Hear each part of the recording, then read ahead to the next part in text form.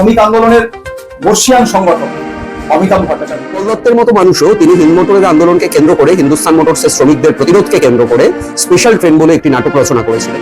পরবর্তী সময় হিন্দুস্তান মোটরসের মতো কারখানা 2014 সালে মমতা ব্যানার্জির জমানায় এসে লক আউট করে দেয় বিড়লা কর্তৃপক্ষ। যে কোনো শিল্পাঞ্চলে যান দেখা যাবে যে স্পঞ্জ আয়রন কারখানাগুলোতে একটা শ্রমিকের কাছে স্বাভাবিক ব্যাপার যে 12 ঘন্টার ডিউটি করতে হবে, 8 ঘন্টা বলে কিছু নেই। 700 কোটি টাকার উপরে পিএফ এর ফান্ডের কোনো ধরনের কোনো হিসেব নেই। লক্ষ লক্ষ মানুষের শ্রমিকের পিএফ এর টাকা মেরে দিয়েছে মালিকরা। ব্যক্তিগত বিবেচনায় চায়না আজকে একটি পুঁজিবাদী দেশ, তারা তাদের দেশে কমিউনিস্ট পার্টির শাসন জারি রেখেছেন, কিন্তু তাদের দেশে কমিউনিস্ট পার্টির নামে যে শাসনটা চলে সেটা পুঁজিবাদের শাসন। নমস্কার, ইউটিউব চ্যানেল সচেতনের পক্ষ থেকে আজকের উপস্থাপনায় আপনাদের স্বাগত। আজ আমাদের সঙ্গে রয়েছেন শ্রমিক আন্দোলনের বর্ষিয়ান সংগঠক অমিতাভ ভট্টাচার্য। আজকে আমরা শ্রমিক আন্দোলনের বিভিন্ন বিষয় নিয়ে আলোচনা করব। সচেতন যে ইউটিউব চ্যানেলটা, সেটা মানুষকে সচেতন করার বিভিন্ন বিষয় নিয়ে, সমাজে ঘটে চলছে যে সকল কিছু, যা কিছু ঘটেছে, এ সকলের বিশ্লেষণ, মানুষের কাছে যুক্তি এবং তথ্য নির্ভর বিশ্লেষণ পৌঁছে দেওয়ার জন্যই এই চ্যানেল শুরু। আজকে আমি অমিতাভদার কাছ থেকে প্রথম যে জিনিসটা জানতে চাইবো সেটা হচ্ছে, আপনি তো শ্রমিক আন্দোলনের সঙ্গে বহুদিন ধরে যুক্ত রয়েছেন, তো এই শ্রমিকদের যে লেবার ফ্রন্ট, এটার চরিত্র কিরকম আপনি শিফটিং মানে বদল দেখেছেন, সেটা যদি আপনি একটুখানি বলেন। আমি যখন ছাত্র রাজনীতি পরবর্তীতে 90-এর দশকের গোড়ার দিক থেকে শ্রমিক আন্দোলনের কাজে যুক্ত হই, তো আমি পশ্চিমবঙ্গের শ্রমিক আন্দোলনের একটা রূপান্তর দেখেছি, একটা পরিবর্তন দেখেছি। আমরা 77 সালে বামফ্রন্ট সরকার ক্ষমতায় আসবার পর যে পশ্চিমবঙ্গ পাই, সেই পশ্চিমবঙ্গ 72 থেকে 77-এর যে দিনগুলো বা তার আগের 10 বছরের যে দিনগুলো, তার থেকে অনেকটা তার বদল ঘটেছে। তো এই সময়টায় শ্রমিক আন্দোলন 70-এর দশকের শ্রমিক আন্দোলনের যে তীব্রতা ছিল, যে স্বতঃস্ফূর্ততা ছিল, 70-এর দশকে আমরা 60-এর দশকের শেষের দিকে আমরা নানান শ্রমিক আন্দোলনের রেফারেন্স সমাজে পাই। যেমন উষা কোম্পানির যে লড়াই, জয় ইঞ্জিনিয়ারিং নামে যেটা তখন পরিচিত ছিল, দুর্গাপুরের বুকে সেখানকার ইস্পাত শ্রমিকদের লড়াই, 74 সালের রেল ধর্মঘটকে কেন্দ্র করে গোটা দেশের সাথে সাথে পশ্চিমবঙ্গের রেল শ্রমিকদের যে ঐতিহাসিক বীরত্বপূর্ণ লড়াই, এই গোটা পর্বটার একটা ঐতিহাসিক পর্ব হিসেবে আমাদের পশ্চিমবঙ্গের সমাজেও স্বীকৃত হয়েছে যে সংগঠিত ক্ষেত্রে শ্রমিকরা তারা ঐক্যবদ্ধ হয়ে কিভাবে প্রতিরোধ করতে পারেন। এমনকি উৎপল দত্তের মতো মানুষও তিনি হিন্দ মোটরের আন্দোলনকে কেন্দ্র করে হিন্দুস্তান মোটরসের শ্রমিকদের প্রতিরোধকে কেন্দ্র করে স্পেশাল ট্রেন বলে একটি নাটক রচনা করেছিলেন, যেখানে হিন্দুস্তান মোটরসের শ্রমিকরা তৎকালীন সরকারের পুলিশ পাঠানোর জন্য যে স্পেশাল ট্রেন ধর্মঘট রোকবার জন্য, সেই স্পেশাল ট্রেনকে তারা রুখে দিয়েছিলেন। শ্রমিকদের প্রতি তাদের যে ভাতৃপ্রতিম জায়গাটা, অন্য শ্রমিকদের, লড়াকু শ্রমিকদের প্রতি তাদের যে ভাতৃপ্রতিম জায়গা, সেখান থেকে তারা স্পেশাল ট্রেনকে রুখে দিয়েছিলেন এবং সেটা বাংলায় একটা ঐতিহাসিক নাটকের রচনা করেছিল।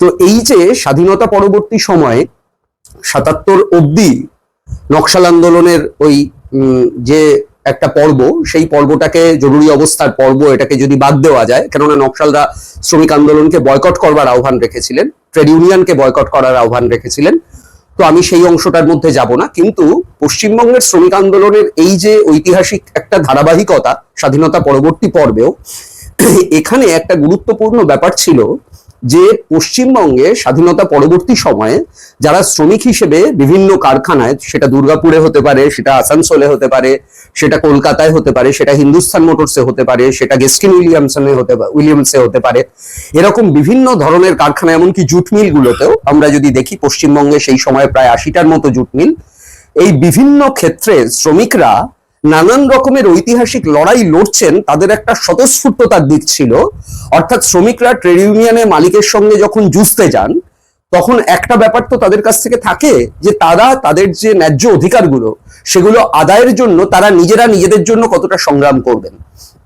তো স্বতঃস্ফূর্ত শ্রমিক আন্দোলনের কথা যদি বলা হয়, আমি তার কথাটা এদিক থেকে বলতে চাইবো যে আমি তাকেই স্বতঃস্ফূর্ত শ্রমিক আন্দোলন বলে মনে করি, যেটা কোনো একটা বিশেষ পরিকল্পনা, কোনো পার্টির পরিকল্পনা তা ব্যতিরেকেও ট্রেড ইউনিয়নে শ্রমিকরা, কারখানার শ্রমিকরা, তারা তাদের ট্রেড ইউনিয়নকে হাতিয়ার করে মালিকের বিরুদ্ধে একটা স্বতঃস্ফূর্ত সংগ্রামে নামছে।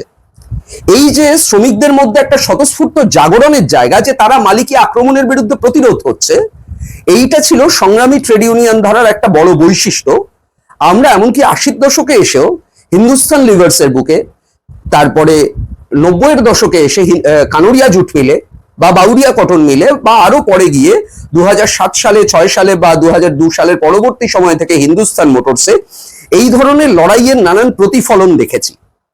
এখন এই প্রতিফলন হিন্দুস্তান মোটরসে 62 দিনের যে ঐতিহাসিক ধর্মঘট শ্রমিকরা করলেন, তাদের বকেয়া ডিএর দাবিতে, বদলি শ্রমিকদের পার্মানেন্সির দাবিতে, কারখানায় স্থায়ী শ্রমিকদের বেতন কাঠামো উন্নয়নের দাবিতে, সেই লড়াইগুলোর পরবর্তী সময় হিন্দুস্তান মোটরসের মতো কারখানা 2014 সালে মমতা ব্যানার্জির জমানায় এসে লক আউট করে দেয় বিড়লা কর্তৃপক্ষ।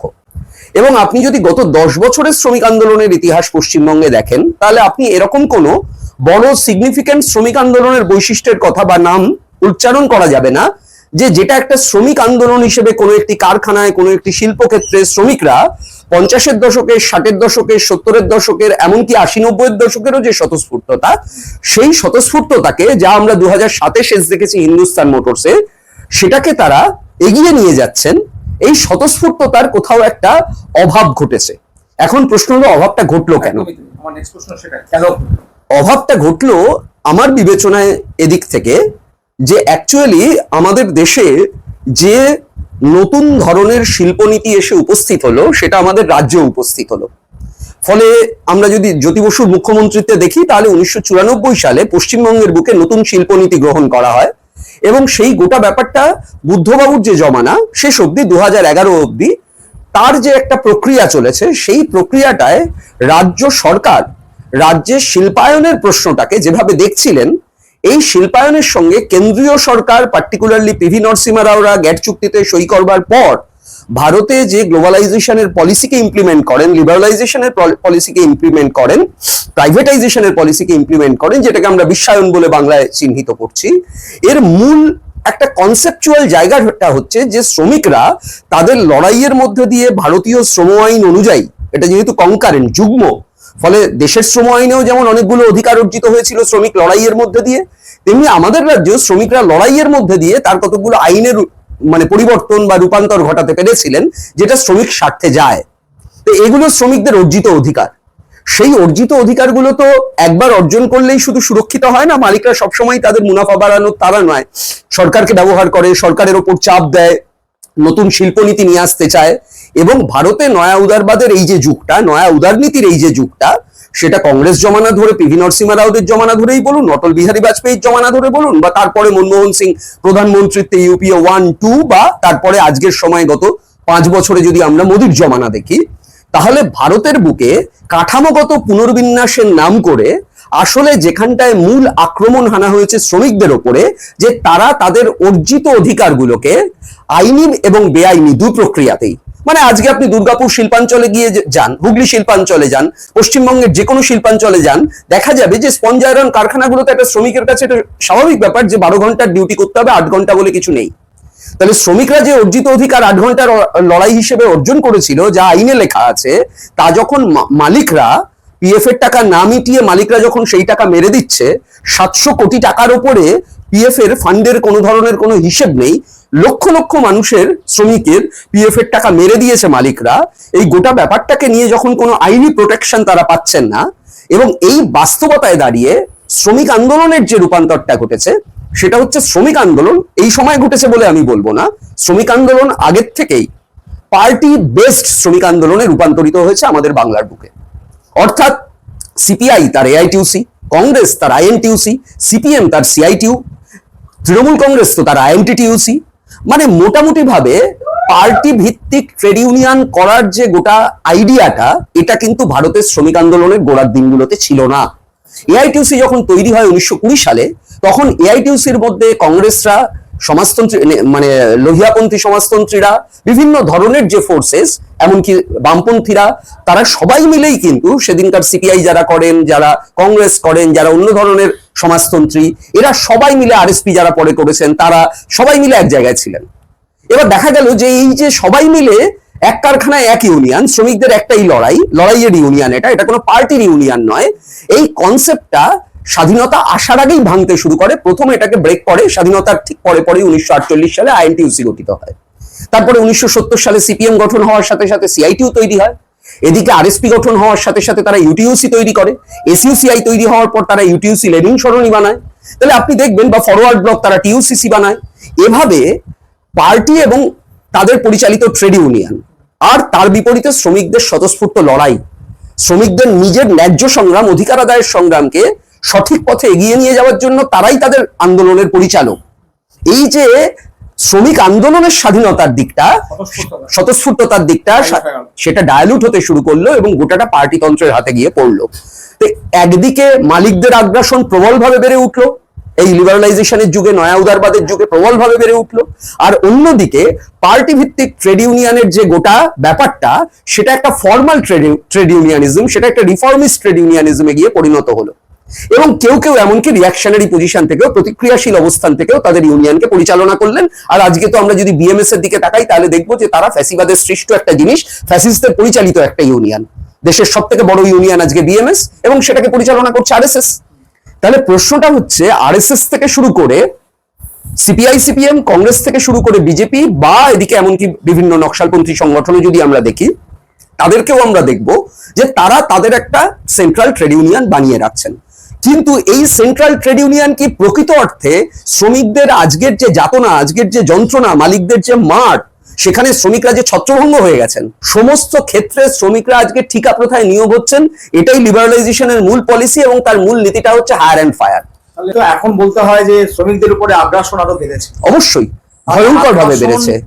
70 দশকের আগ্রাসনের থেকে এই আগ্রাসনের চেহারা অন্যরকম। তাহলে কেন আগ্রাসন বাড়লে, মানে যখন দেওয়ালে পিঠ থেকে যায়, তখনই তো মানুষ প্রতিরোধ, প্রতিবাদের একটা রাস্তা নেয়, সেটা কেন হচ্ছে না? এইটাই খুব গুরুত্বপূর্ণ প্রশ্ন। সেটা হচ্ছে যে, ধরুন আমরা এই লকডাউনের সময় 2021 সালে কৃষকদের কৃষি আইনের বিরুদ্ধে প্রতিবাদ করতে কিভাবে তারা 700 জন প্রায় কৃষক শহীদ হয়েছেন, দিল্লির রাজপথ তারা দখল করেছেন, তারা গোটা জিনিসটাকে চালিয়েছেন।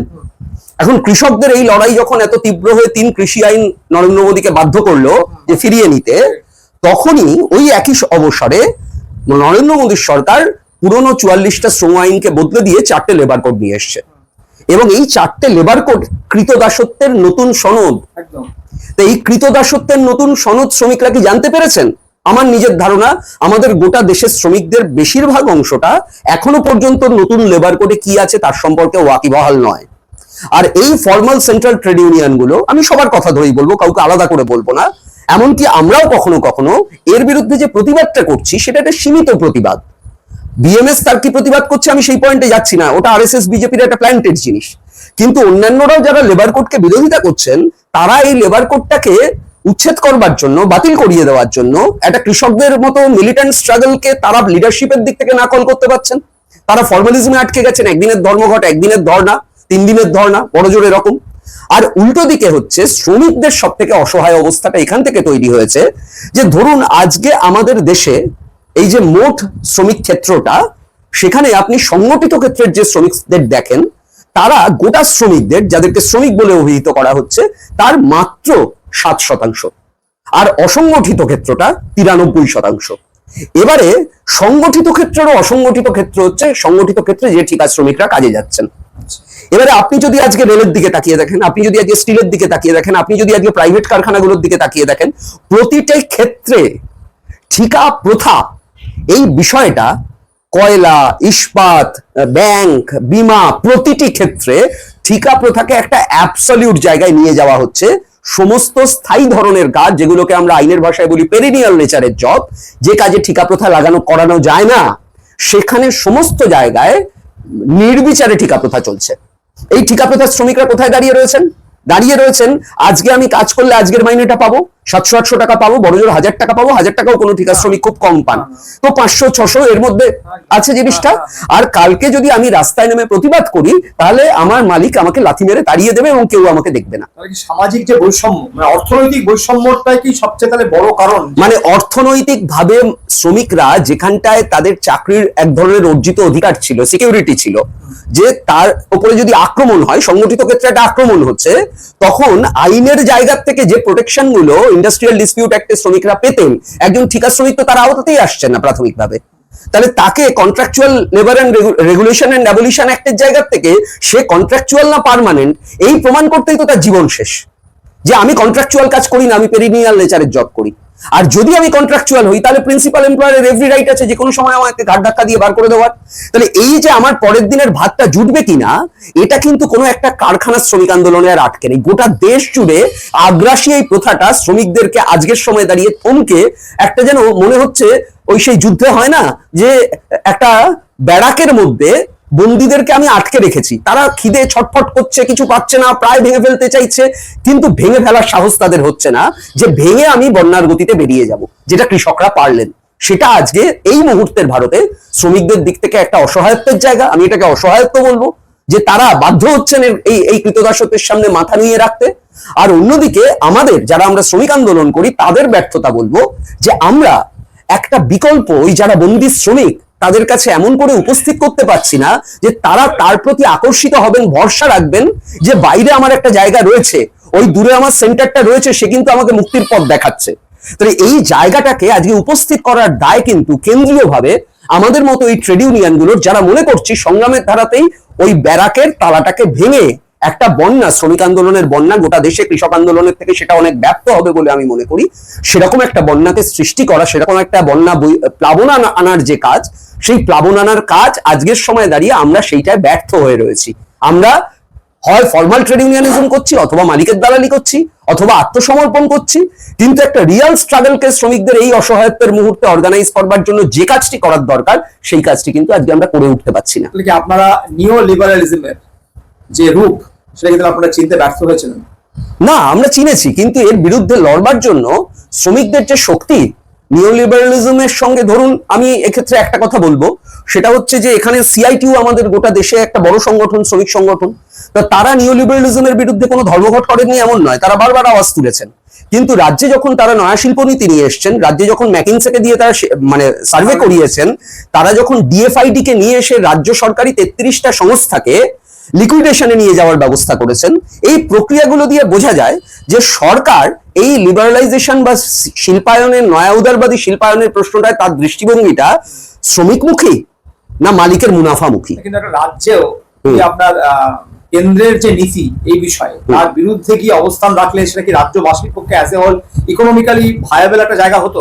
না, ইকোনমিক্যালি ভায়াবল হওয়া আর আজকে মানুষের জীবনের যে মানে অনিশ্চয়তা, সংকট তৈরি হয়েছে, আমি অন্য দিক থেকে বলবো কথাটা, সেটা হচ্ছে যে যদি এটা কংগ্রেস বা বিজেপি কে নিয়ে হতো আমার এটা নিয়ে কিছু বলার ছিল না, কেননা তারা প্রকাশ্যে মালিকদের হয়ে কাজ করে, মালিকদের টাকা নেয়, মালিকদের সঙ্গে চলে।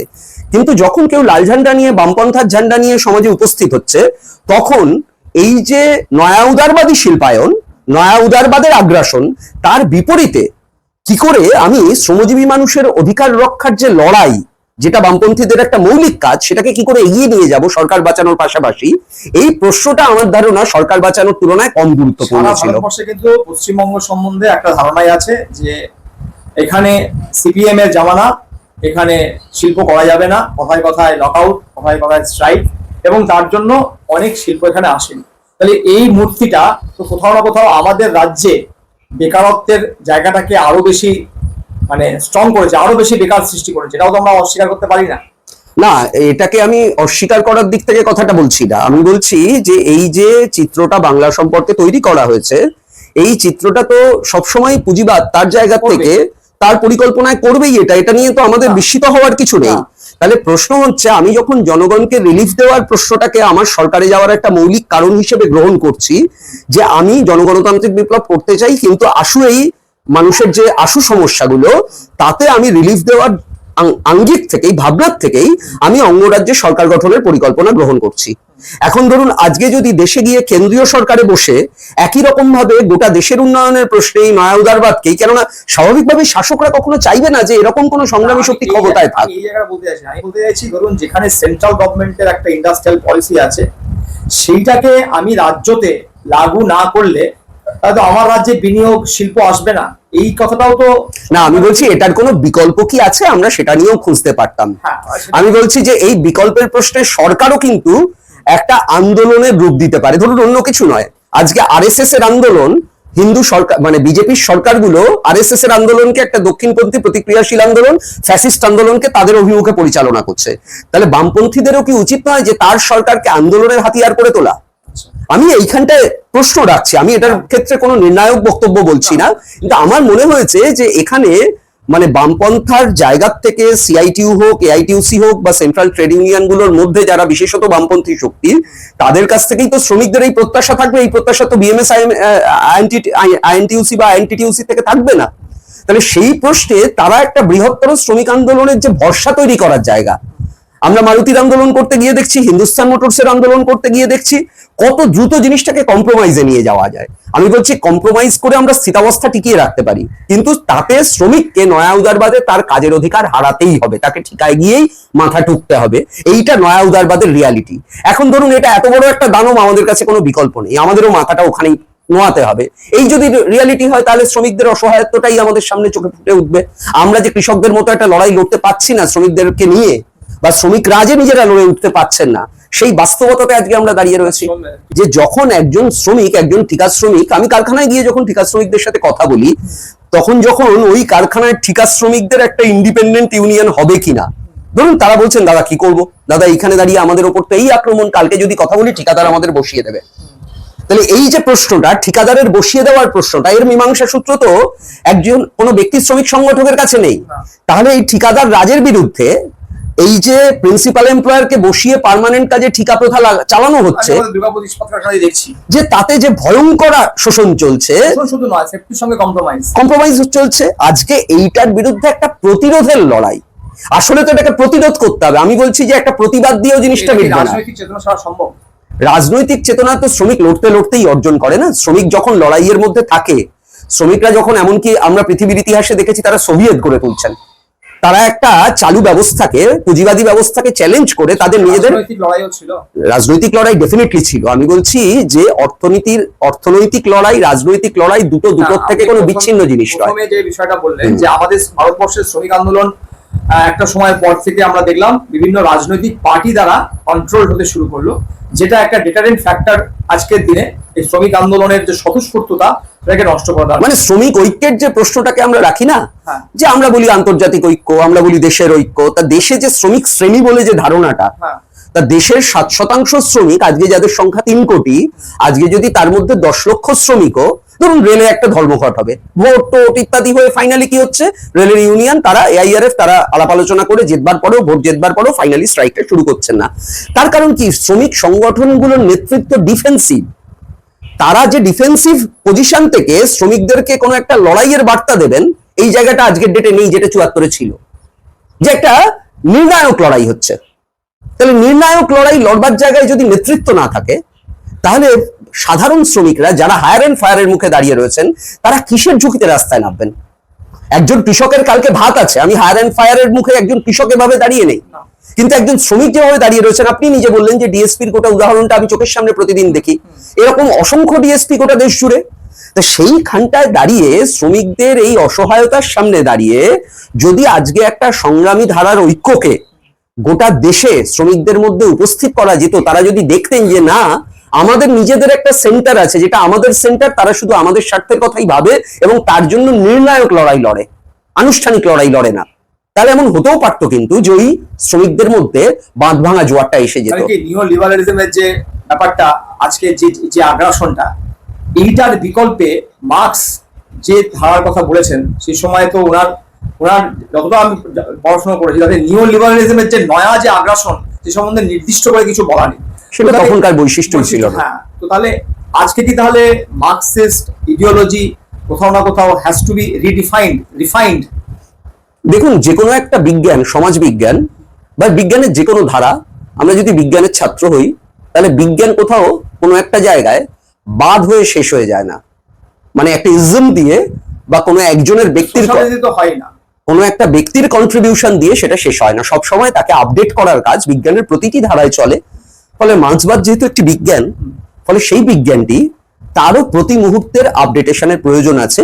এটা 100 বছর আগেও ছিল, আজও আছে। প্রশ্নটা হচ্ছে, পৃথিবীর বুকে পুঁজির যে মুনাফার লালসা আর শ্রমের যে শোষিত হওয়া, এই যে পুঁজি আর শ্রমের মৌলিক দ্বন্দ্বকে আবিষ্কার করেছিলেন কমরেড মার্কস, সেই দ্বন্দ্বের কোনো অবসান ঘটেনি। সেটাই মৌলিক দ্বন্দ্ব হিসেবে আজকের এই পৃথিবীতেও বিদ্যমান। পুঁজিবাদের অবিরাম মুনাফার লালসা এবং সেই মুনাফার একমাত্র সূত্র হচ্ছে শ্রমিকের শ্রমশক্তিকে আত্মসাৎ করা, উদ্বৃত্ত শ্রমকে গিলে খাওয়া। তো সেই জিনিসটা যদি চলতে থাকে, তাহলে মার্কস যেভাবে প্যারিস কমিউন দেখে তার মধ্যে দিয়ে প্যারিস কমিউনের শ্রমিকদেরকে, কমিউনারদের মার্কস একটা সমালোচনা করেছিলেন। সমালোচনা এই জন্য করেননি যে তারা কেন 72 দিনের জন্য দেশটা প্যারিস দখল করলো, তাকে লাল সালাম জানিয়েছিলেন। জানিয়ে বলেছিলেন শ্রমিকদের আসল ভুলটা হচ্ছে ওরা ভার্সাইতে গিয়ে শত্রুকে নিধন করে আসেনি, তাই কমিউনাররা হেরে গেল, মার খেলো, শেষ হয়ে গেল। ওদের উচিত ছিল ভার্সাইতে গিয়ে ভার্সাই থেকে সৈন্য আসার আগেই তাদেরকে মেরে আসা। তো শ্রমিকরা আজকেও কমিউনারদের জায়গায় নয়, কিন্তু আজকের সময় অন্যরকম ভাবে গৃহবন্দী, অন্যরকম ভাবে দুর্গবন্দী। ফলে আজকে কিন্তু শত্রুর ওপর আঘাত হানার লড়াইটা মার্কসের প্রাসঙ্গিকতার দিক থেকে কোথাও এক ফোঁটা তো কমেইনি, প্রতিদিন সেটা বেড়েই চলেছে। এবং সেই বেড়ে তোলার জায়গা থেকেই আমরা আজকের সময় যারা মার্ক্সবাদের সমর্থক, আমরা যারা মনে করি যে মার্কসের দেখানো পথে আমরা আজকের সময়ের সমাজবিজ্ঞানকে মার্ক্সীয় ধারায় বিকশিত করতে চাই, তারা আজকের সময়ের শ্রমিক আন্দোলনে তার বিকাশের অভিমুখ কি হবে, সে কোথা থেকে ওই প্লাবনের সৃষ্টি করবে যা ভার্সাইয়ের ফেলে আসা কাজটাকে, ভার্সাইয়ের অসমাপ্ত কাজটাকে আজকের সময় পূরণ করবে, আমরা তার খোঁজেই আছি, আমরা সেই খোঁজ চালিয়ে যাচ্ছি। চায়না কতটা কমিউনিস্ট কান্ট্রি? আমার ব্যক্তিগত বিবেচনায় চায়না আজকে একটি পুঁজিবাদী দেশ। তারা তাদের দেশে কমিউনিস্ট পার্টির শাসন জারি রেখেছেন, কিন্তু তাদের দেশে কমিউনিস্ট পার্টির নামে যে শাসনটা চলে সেটা পুঁজিবাদের শাসন। ওখানে কোনো সাম্যবাদী আন্দোলন বা সমাজতান্ত্রিক আন্দোলন বলে যা বলা হয়, যা পৃথিবীর ইতিহাসে ছিল, মার্কস, এঙ্গেলস, লেনিন, স্টালিন, মাওরা যা সৃষ্টি করে গেছেন, তার ধারাবাহিকতায় ওখানে কোনো ধরনের এই ধরনের আন্দোলন আজকের সময় টিকে আছে, সাম্যবাদী আন্দোলন বা চীনের কমিউনিস্ট পার্টি তার রিপ্রেজেন্টেটিভ, প্রতিনিধি, তা আমি মনে করি না। আমি মনে করি তারা পুঁজিবাদী পথের পথিক।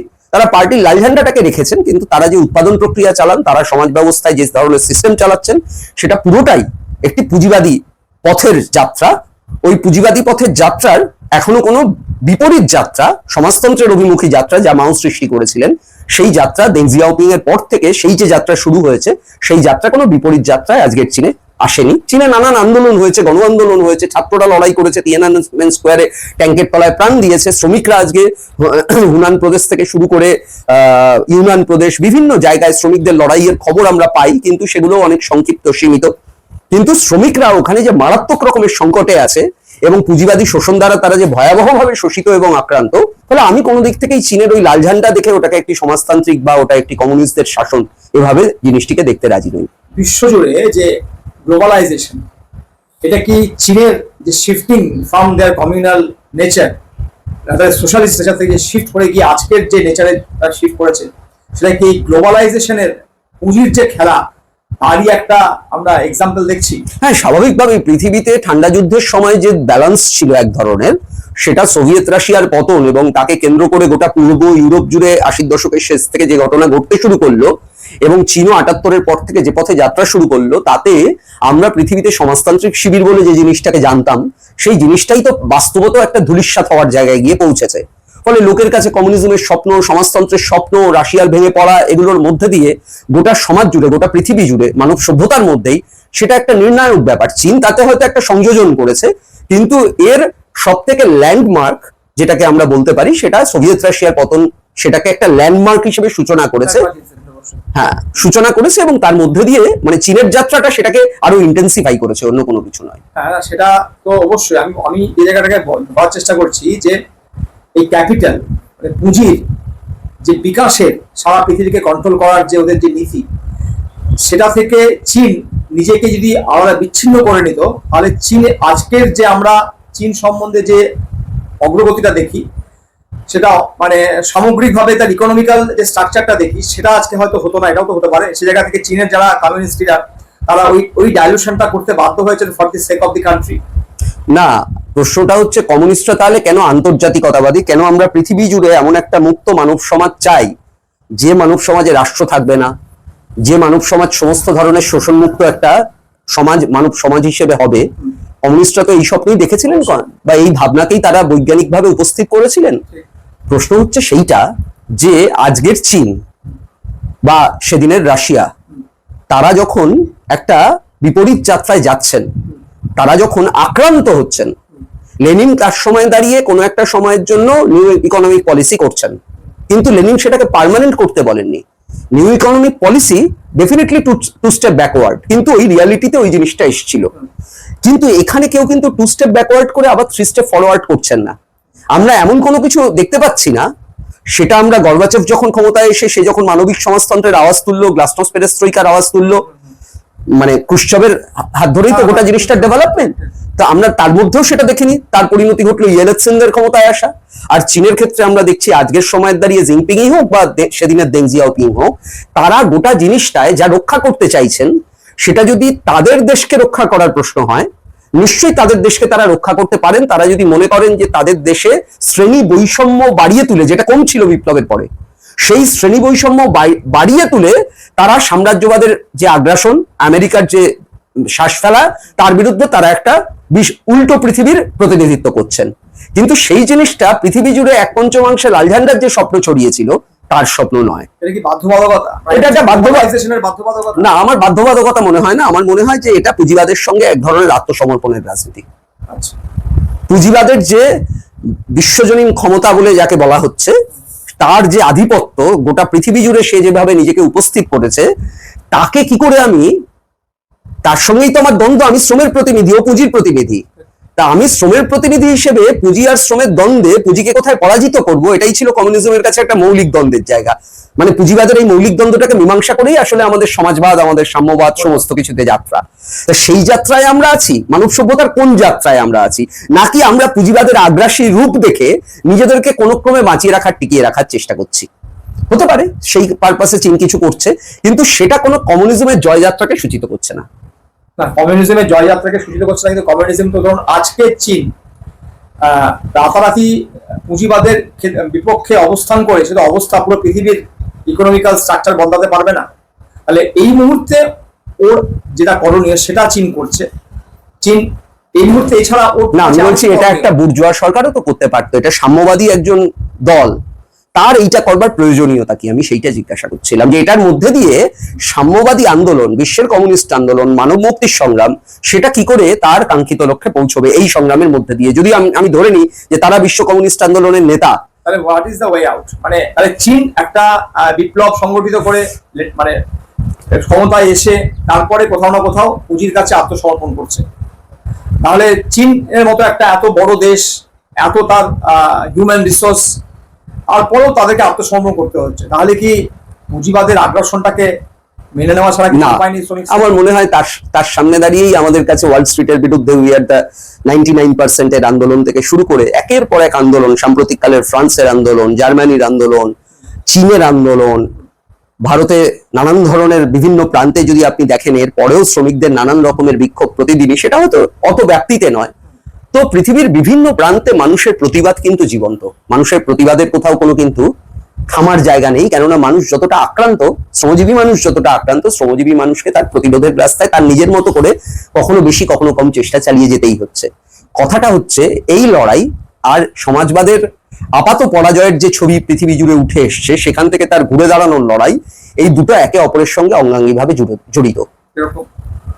একদিকে যারা সমাজবাদকে নতুন করে তার বিজয় অর্জনের পথে নিয়ে যেতে চান, সেই কমিউনিস্টরা নিশ্চয়ই সমাজবাদের বিজয় অর্জনের নতুন পথ আবিষ্কার করবেন, যেমন ভাবে মার্কস আবিষ্কার করেছিলেন। তার যারা উত্তরসূরি, আজকের সময় দাঁড়িয়ে তাদের তার খোঁজই চালাতে হবে যে আজকের এই 21 শতাব্দীতে দাঁড়িয়ে, আজকের 21 শতাব্দীর সমাজতন্ত্র গঠনের সংগ্রাম ঠিক কোন পথে, সমাজতন্ত্রকে বিজয় অর্জনের পথে নিয়ে যাওয়া ঠিক কোন পথে খোঁজ চলছে।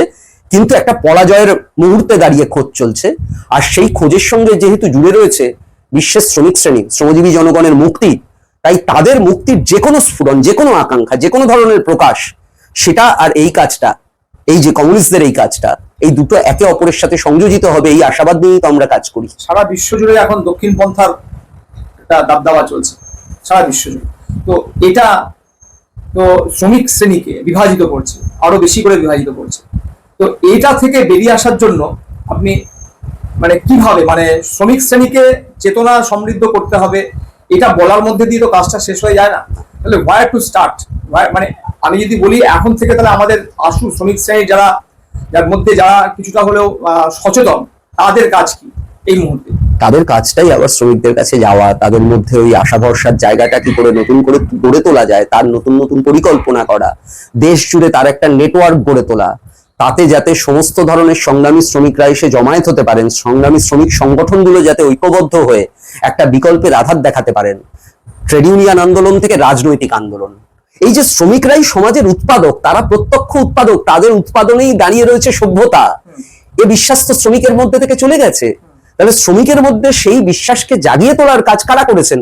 যুগে যুগে কমিউনিস্টরা করেছেন। তা আজকের প্রজন্মের কমিউনিস্টদের সামনেও, আজকের প্রজন্মের বামপন্থীদের কাছেও সেই একই কর্তব্য নতুন করে আসছে, অনেক সৃজনশীল ভাবে পরাজয় থেকে শিক্ষা নিয়ে শ্রমিক শ্রেণীর সাথে ওতপ্রোতভাবে যুক্ত থেকেই তার মুক্তির নতুন পথ বেরোবে।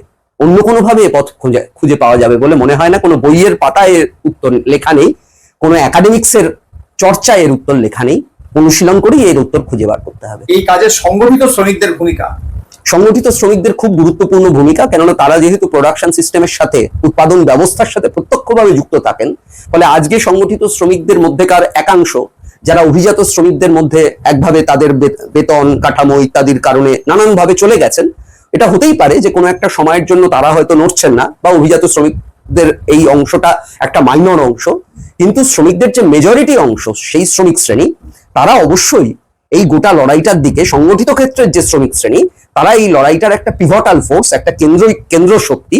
এই কেন্দ্র শক্তিকে সংগঠিত করে সে আবার কোনো একটা মোমেন্টে যখন ঘুরে দাঁড়াবে, তখন তার শক্তিতে একটা বিচ্ছুরণ ঘটবে, সেই বিচ্ছুরণে গোটা দেশের শ্রমিক শ্রেণীর জাগরণ হবে। আপনাকে রাখছি যে বিভিন্ন যে রাজনৈতিক দল, মূলত বামপন্থীদের যে বিভিন্ন রাজনৈতিক দল, সেই রাজনৈতিক দলের নেতৃত্বে আমরা বেশিরভাগ ক্ষেত্রেই দেখি শ্রমিক শ্রেণীর প্রতিনিধিত্ব সংখ্যাটা খুব কম, অথচ শ্রমিক শ্রেণীর হাত ধরেই সভ্যতার চাকা ঘোরে। তাহলে রাজনৈতিক দলগুলোর মধ্যে নেতৃত্বের জায়গায় শ্রমিক শ্রেণীর প্রতিনিধিত্ব, এই বিষয়টা নিয়ে যদি আপনি কিছু বলেন। আমি মনে করি এটা রাজনৈতিক, বিশেষত বামপন্থী রাজনীতির একটা মৌলিক প্রশ্ন, যে শ্রমিকদের আগুয়া অংশ যখন মার্কস এঙ্গেলসরা কমিউনিস্ট ম্যানিফেস্টো লেখেন 1848-এ, তারা তার দ্বিতীয় চ্যাপ্টারে যখন শুরু করছেন কারা কমিউনিস্ট, তার উত্তর দিতে গিয়ে বলছেন তারা শ্রমিক শ্রেণীর অগ্রবাহিনী। তা আমার শ্রেণী যদি না থাকে আমি কার অগ্রবাহিনী? তো সেই শ্রেণীর জাগরণ যখন ঘটে, তখন সেই শ্রেণী তার নিজের দায়িত্ব অনেকখানি নিতে পারেন, কিন্তু শ্রেণীকে জাগ্রত করার যে নিরন্তর কাজ, সেই নিরন্তর কাজ যারা করে চলেছেন, তারা যদি ক্রমাগত এ প্রশ্নে ভূমিকা পালন করতে না পারেন, যেমন আজকে সমাজে নারীদের যে পশ্চাৎপদতা, তার প্রশ্নে নেতৃত্বের মধ্যে নারীদের অংশগ্রহণ এটা একটা মৌলিক প্রশ্ন। দলিতদের অংশগ্রহণ ভারতীয় সমাজের পরিপ্রেক্ষিতে, আদিবাসীদের অংশগ্রহণ, রাজনৈতিক দলগুলো যারা এদের প্রতিনিধিত্ব, নিপীড়িত উপেক্ষিত অংশের প্রতিনিধি, সেই অংশের, সেই সমাজের বা সেই শ্রেণীর মানুষরা যদি তারা প্রত্যক্ষ রাজনীতিতে ভূমিকা পালন করতে না পারেন, তাহলে আমরা পর্বতের মুশিক প্রসব করব। ধন্যবাদ। আশা করি আমরা এই জায়গাটাতে পৌঁছতে পারলাম যে শ্রমিক শ্রেণীর ভূমিকা ছাড়া এই সমাজের যে অন্ধকার, এটা দূর হওয়ার কোনো জায়গা নেই। শ্রমিক শ্রেণী তার দায়িত্বের প্রতি সুবিচার করবে এবং শ্রমিক শ্রেণীকে সেই দায়িত্ব ন্যস্ত করবে রাজনৈতিক দলগুলো। এর মধ্যে দিয়ে একটা পথ এই আমরা খুঁজে পাবো, যাতে করে সমাজের যে অসাম্য সেটাকে দূর করা যায়। এবং আপনাদের যদি আজকের আলোচনা ভালো লেগে থাকে, কোনো প্রশ্ন থাকে কিংবা কোনো ভাবনা থাকে, অবশ্যই নিচে কমেন্ট বক্সে লিখে জানান। আমাদের পক্ষ থেকে অবশ্যই তার প্রশ্নের উত্তর দেওয়ার চেষ্টা করা হবে। যদি এই আলোচনা ভালো লেগে থাকে, তাহলে চ্যানেলটি সাবস্ক্রাইব করে যাবেন, যাতে করে ভবিষ্যতে এরকম আলোচনা খবর আপনাদের কাছে সহজেই পৌঁছে যায়। ধন্যবাদ। ভালো থাকবেন।